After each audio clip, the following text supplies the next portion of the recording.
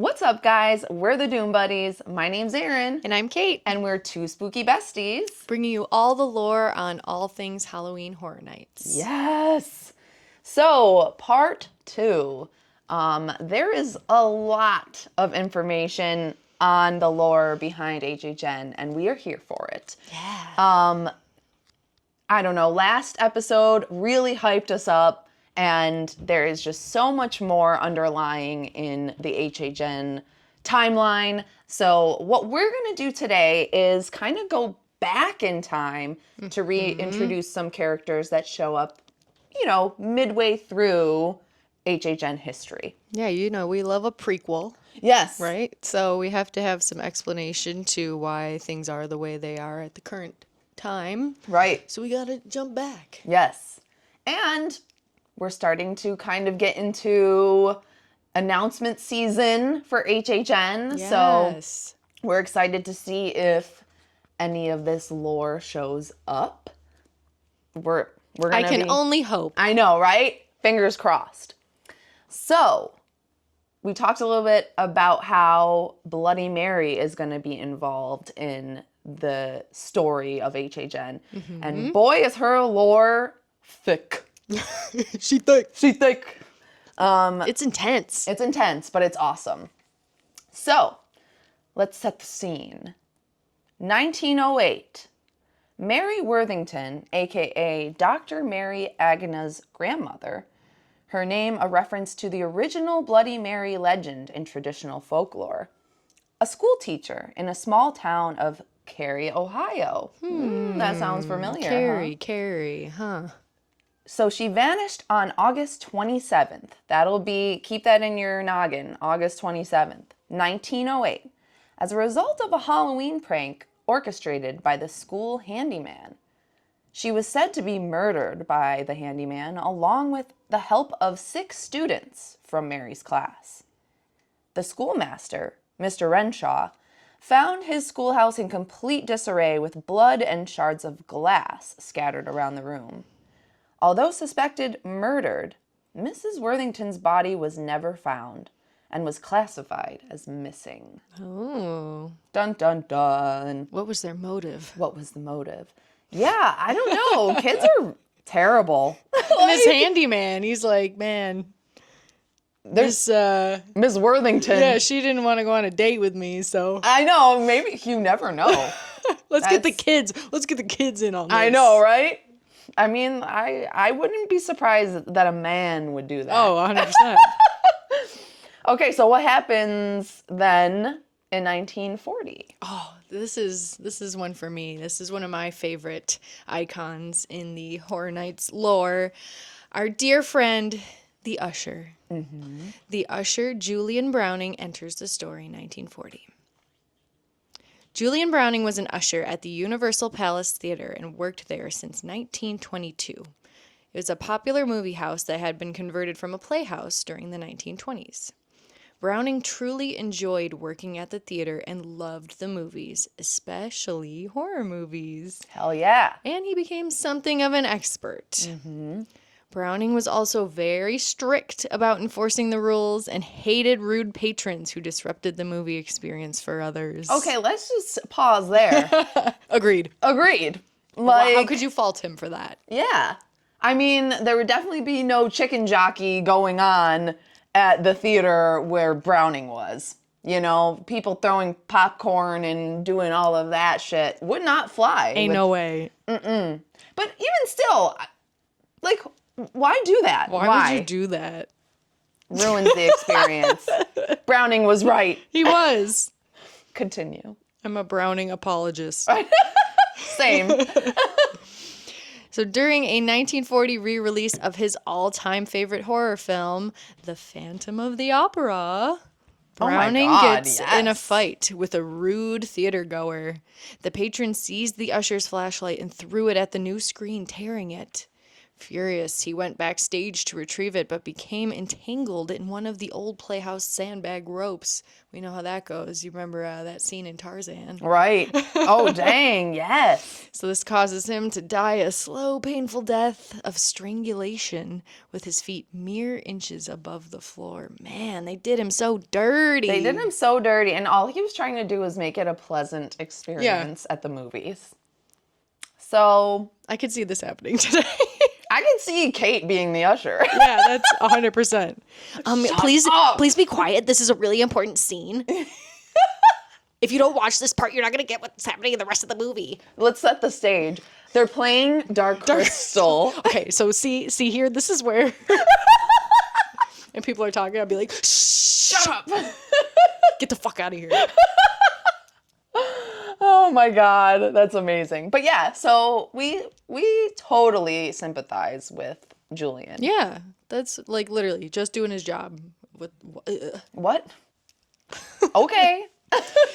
So it was revealed that this was the first horrible event of many in the theater's history, meaning that either the Universal Palace itself is evil or Julian's revenge has been to destroy other rule-breaking patrons with classic movie monsters, almost in the same way that Phantom from Phantom of the Opera would do by causing incidents in the opera house. I'm here for it. So Julian Browning is the last of Fear's heralds, embodying vengeance through his violent punishments of rule breakers. Yes. I love that. I truly love that. And the way that they tie that into the Universal Palace Theater is really cool. And Universal being founded in horror. Like, yes. That's a huge part of it. So Yep. it's nice that he's out there defending its honor. Yeah. And it's cool that they have two icons, the director and the usher, that are very like movie related. Yeah. Which is really cool. I mean, like you said, that's where Universal is rooted in, and the Universal monsters are basically what set Universal on the map. So, super cool. And yeah, he's one of the heralds, which we find out is very important. All right. So now getting into our side character that we love so much, Boris Schuster. Love him to death. So now we're in 1948. Boris Schuster enters the story. Boris is a private investigator turned supernatural investigator. In October 1948, he discovered the Bacchanoid totem and subsequently learned of the supernatural world and the legions of horror. 9 years later, in 1957, he attempted to retrieve the totems from a police station, where the totems reside together and have opened a portal. He is successful and hides them in an attic in New Jersey. That sounds familiar. Familiar. We may have seen that before. So, he writes several novels about discovering the totems of the legions of horror and dealing with the monsters that were a result of the totem's power.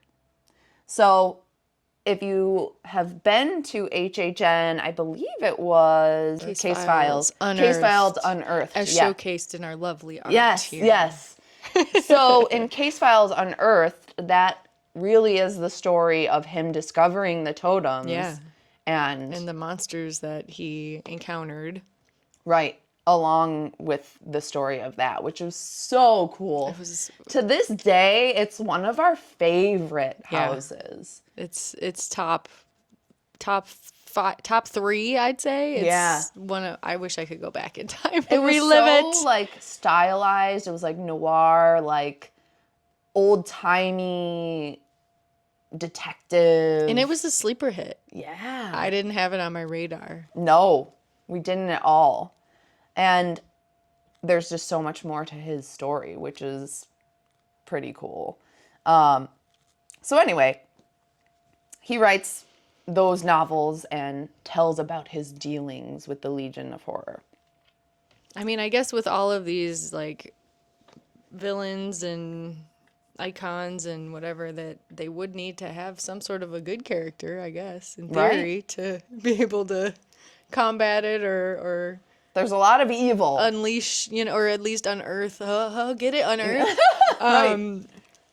Some knowledge on them, like where did they come from? What's up with them sort of thing. So it's Right. cool that they introduced him. Maybe not even as like a hero, but just as like, here's this guy and he's going to come up with some more info about these characters for us. Right.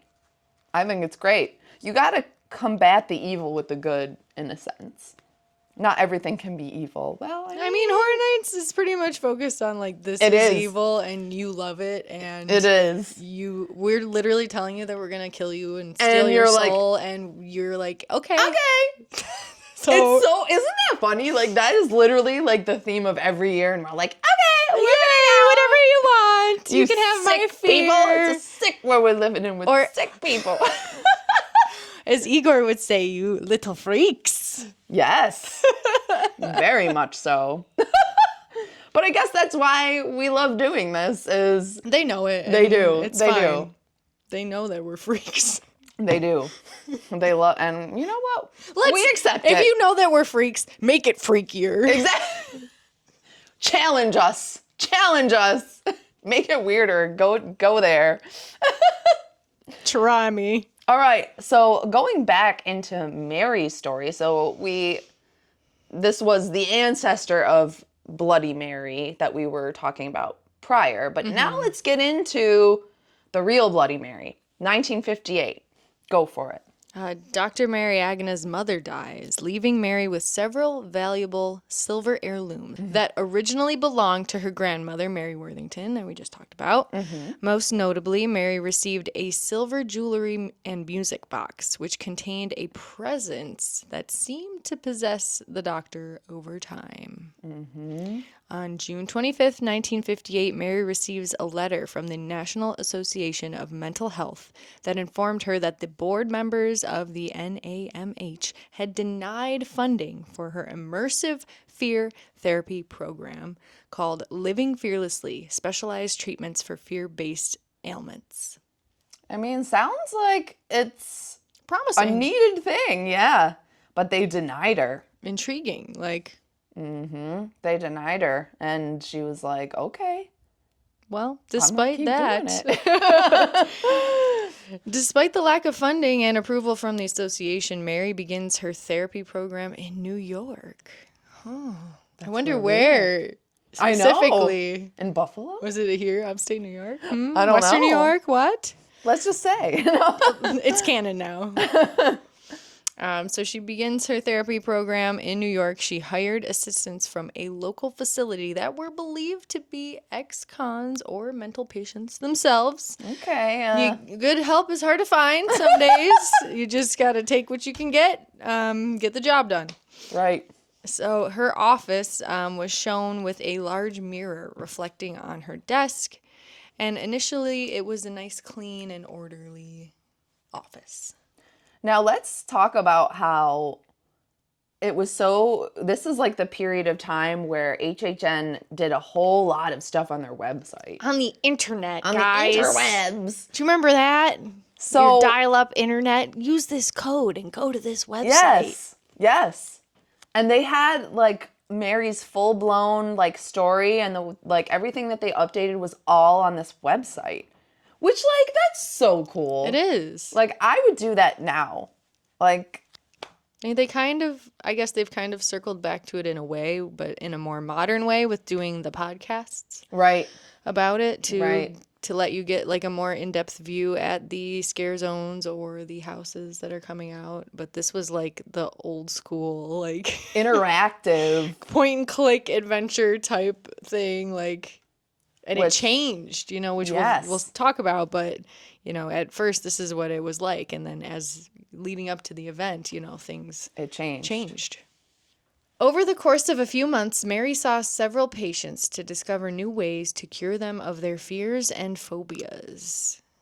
She'd be locking you in there with dolls. Oh, man. That would be not good. With each case, it became clearer that her sanity was waning as she tortured her patients with fear. Treating the patients with an immersion therapy for their fears, she sent her first 2 patients to asylums. However, her third patient was inadvertently killed during therapy. Her next journal entry showed the excitement that she felt over the patient's death and was accompanied by a change in her office, becoming more disheveled. So these were things you could interact with. You could see her journal entries and the state of her office. Yeah.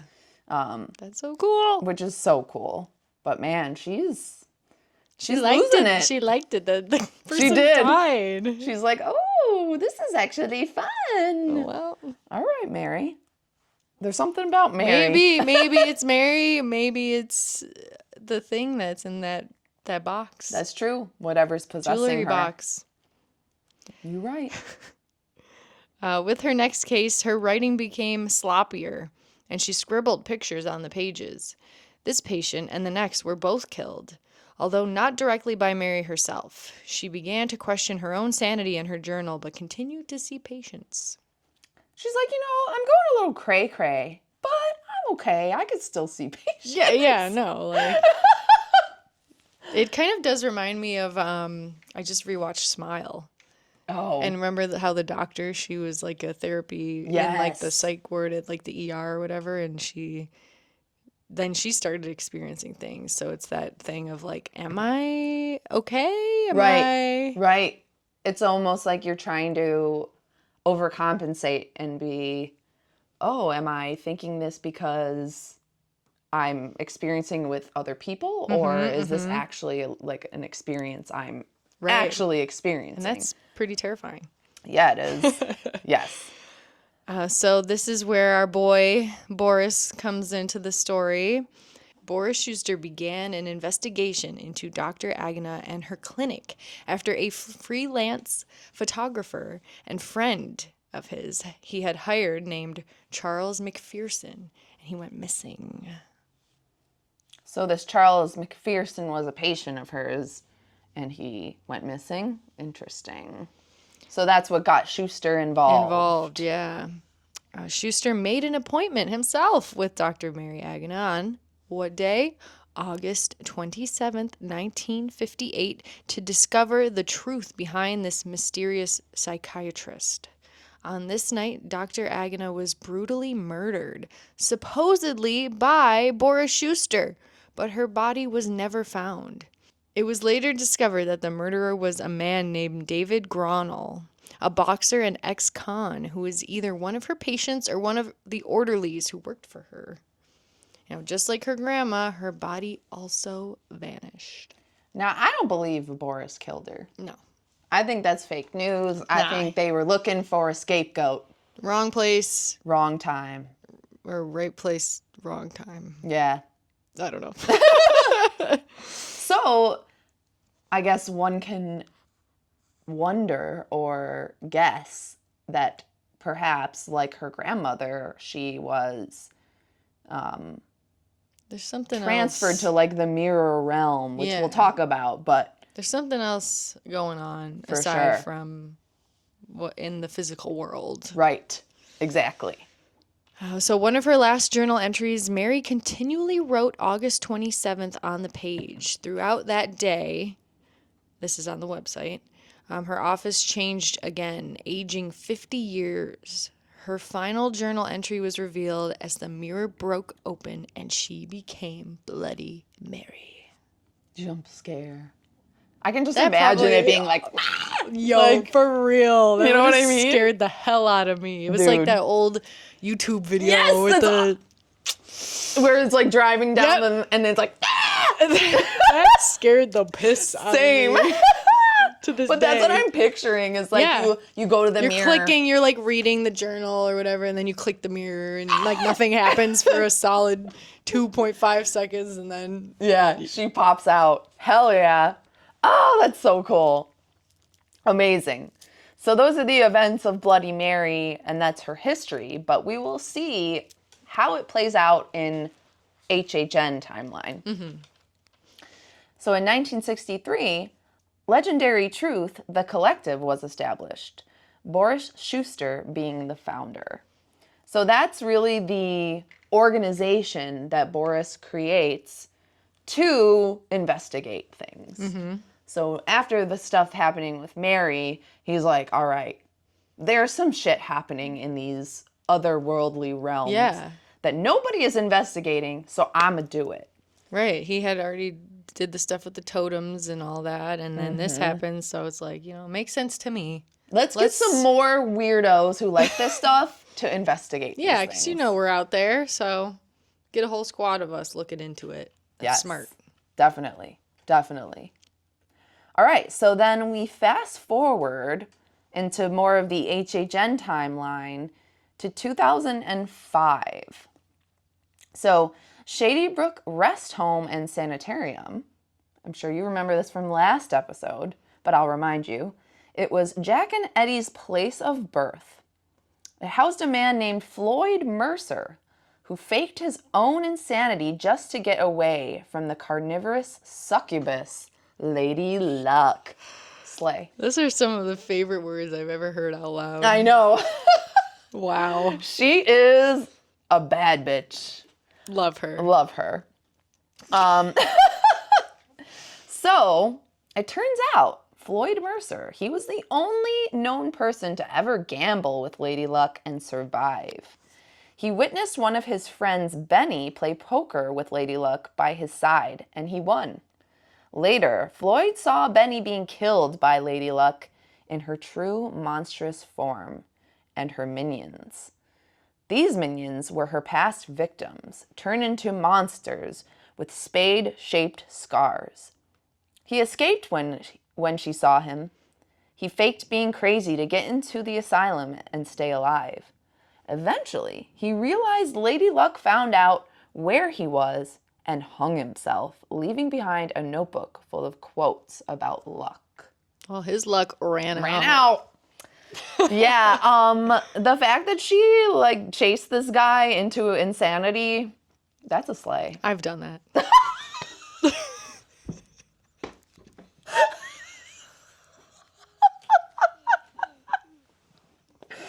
I'm sorry. That's so funny. Easy. Easy. Yeah. You want to make a deal with the devil, you want to gamble with Lady Luck. I don't know. There are always stipulations to it. There are. You just have to know that. That's just how it You is. just gotta know. Yeah, so Lady Luck comes into the picture, and she's been, I'm sure it's a little different than this timeline, but she's been doing this way longer than, starting at 2005. Oh, yeah. She is a succubus of old, and she's been doing Ancient this. evil. Yeah. So it doesn't specifically say, kind of when she pops up in the timeline of life, but this is at least where we see her kind of coming into the HHN fray. Yeah. So, 2006, what happens? Shady Brook closes after Jack organized riots in the facility. As we know, he escapes and takes his revenge on his former boss, Dr. Oddfellow. So, Dr. Oddfellow is He's dead out of the at this picture at point. the moment, and Jack is back in the world. Yes. Free, loose. Yes. So I guess Dr. Oddfellow isn't dead. Like we said before, he is sent to the Dark Zodiac realm. Yeah. But without his cane. So kind of pretty much powerless Yeah. at this point. All right. 2008. Boris. I don't know why I want to say it like that. Boris. Boris's Boris and legendary Natasha. truth collective and researchers from Princeton, after the events of 1958, began an investigation on the disappearance of Mary Agna. Collective field operatives collected information and visited Dr. Agna's office in New York, which was still in utter disarray since her brutal death. At 11:03 p.m. on August 27th, 2008, a manifestation of Bloody Mary was detected by the field agents, and they vanished too. Was this another online thing So this, I think, was part of, or a house? I think this is part of online, and this is where her story starts for her taking over Gotcha. HHN. So we like I said, we aren't necessarily going in order of HHN year. We do kind of do that, but we are more taking you through a timeline of its own in the past to when it coincides with the future. So 2008, I believe, is when she's the icon. Okay. So she actually shows up where she is detected by the field agents, and then they vanish. And then Mary Agana, having become a witch with powers of the gods, has broken out of the mirror and most likely slaughtered the team. Cool. Yep. So this is the year that Bloody Mary takes over. I love that. Mary and her court of witchy fiends, use Universal Studios Florida to create a portal to her mirror world under the guise that there was an event called Halloween Horror Nights. Mary possessed Universal itself to advertise her image and her minions to enchant visitors to attend her own Halloween event inside the mirror, comprising of the 5 realms: fears, tales, urban legends, nightmares, and myths. I love this. That's so cool. First of all, where was my invite to I be know. a witchy fiend? I guess in 2008 I would have been like 13. So that's fine. I still would have gone. You still were a witchy fiend. Also, I would have loved to have experienced that. I know we Yeah. say that a lot, but that's like, I feel like a very iconic event, like lineup and theme that would have Yeah. been really cool to see. So if you think about what we just went through, all of that setup, that Universal did on the website to ultimately lead to the fact that Mary is the leader of this fake event. So it's like, it's funny So because meta. it is the event, but it's her event in the mirror realm. Yep. Which comprises of those 5 different realms: fear, tales, urban legends, nightmares, and myths. So, bruh. And I love that was all of that we talked about, and that you could have played online in those interactive websites, was to just lead up to this thing.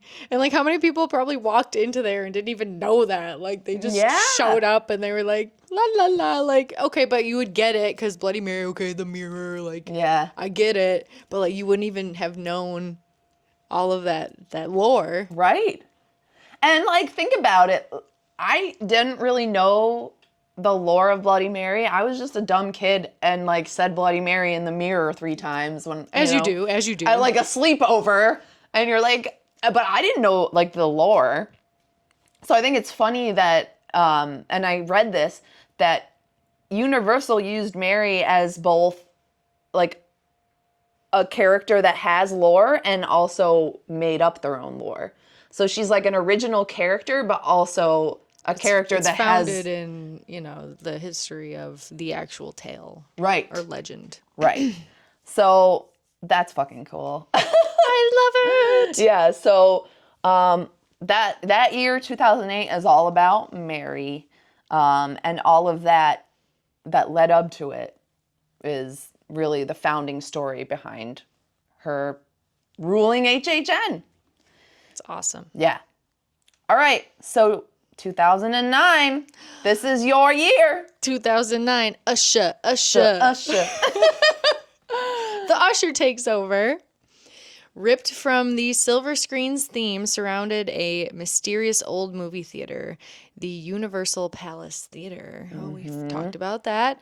Julian Browning, a mysterious undead usher, haunts and cares for the theater. The Universal Palace itself seems to be an evil entity, and it attacks those who do not show it respect. Dang.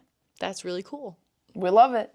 A haunted house, a haunted theater, and there's a guy in there. He's undead. What's his deal? Right. You got 2-for-1 special in there. Yep. And I mean, not only is that whole story so cool, but they had so many iconic movies that year as well. Like they had Chucky, they had like, I'm trying to remember the other things they had, but yeah, like it was literally ripped from the silver screen. So they also had ushers in the actual area before you go under the arches. So that's really cool because Like we've before never, you're really even in the event. Yeah, yep. I've never been to an HHN where they've done that. So that's really cool.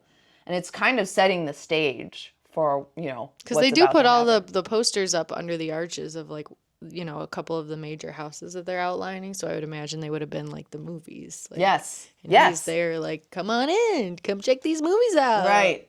And he does his typical like shh. His Love. like, yes. I love that. Like, shut the fuck up. Shut Watch the hell up, movie. bitch. Yeah.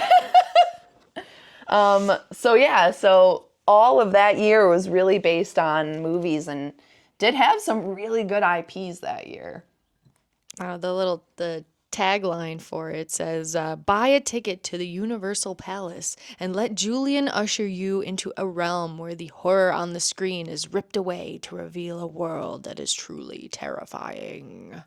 Bro, that's so cool. That's sweet. That's so cool. So then we get to 2010. So this is where the introduction of all of these iconic icons kind of come together with fear. And we all remember fear. 2010. Early in 2010, around 20 photographs of previous Halloween Horror Nights were discovered, with strange burn marks forming a bizarre pattern. An online paranormal research group, Legendary Truth Collective, analyzed the photos and discovered that they were each a piece of a puzzle depicting a symbol. Assembling the puzzle at around 9 p.m. on August 24th, the Art and Design Building at Universal Orlando suffered a blackout as the demon inside was unleashed. Who was that demon, you asked? Adaru. Soon after his release from the lantern, fear began to manifest himself over various electronic media in the month leading up to Halloween Horror Nights. So cool. I just want that. I know. I want that right now. I know. Like we it's, what is it now? It's gonna be June tomorrow, and all we've gotten for Horror Nights is a couple static screens and they're not even announcements. It's just literally they posted static, and everyone's like, "Oh my god, What is it? What does it mean?" But like back then, they were doing like this shit. stuff. I know. Come on. Oh, it's so cool. So, the first evidence of this was in a soundbite from a security camera in the Universal Art and Design Building during the blackout. At first, the noise sounded like a voice speaking gibberish, but when played backward, an ethereal, gravely voice could be heard speaking a message. 19 years, 19 cycles. What has been decades for some has been eons for me. On the 20th cycle, I shall be revealed. Oh, I got chills. Oh my God. Not long after, fear began to appear in video clips, revealing that nearly all of the previous icons were merely pawns to help draw him into this world. And that soon he would change Halloween Horror Nights forever. So, basically going full circle to the very start of the first episode, it all starts with fear. And fear is the one who orchestrates / puppeteers the icons Puppets to his will, to essentially gain power over. And it's Halloween Horror wild that Nights. it's been this long and he hasn't physically been there. Right? Right? Yeah. So I'll talk about it in our honorable mentions, but he shows up even earlier with Emotep. But he's kind of a side character, Emotep. He's not like fully a part of the HHN lore and the timeline. So we're trying to stay true to kind of the mains. The meat and potatoes. The mains. So, on September 16th, during filming, The art and design director was possessed by fear. Man, the people who work at Universal are not safe. Man, I wonder what they're getting paid. I know, right? I mean, but, that's kind of cool. So, the director was possessed by fear, demanding that all those watching come to the event so that he could feed on their terror. And that's exactly what we did. We did. And we still do. We still do. Fear claimed that he is inside everyone. Oh. And that soon, Pause. Excuse me? Excuse me? Okay. And that soon they would all bear his mark, holding up a red-hot branding iron with an XX brand. XX. What about XX? XXX. Oh, see, I told you, it's freaky.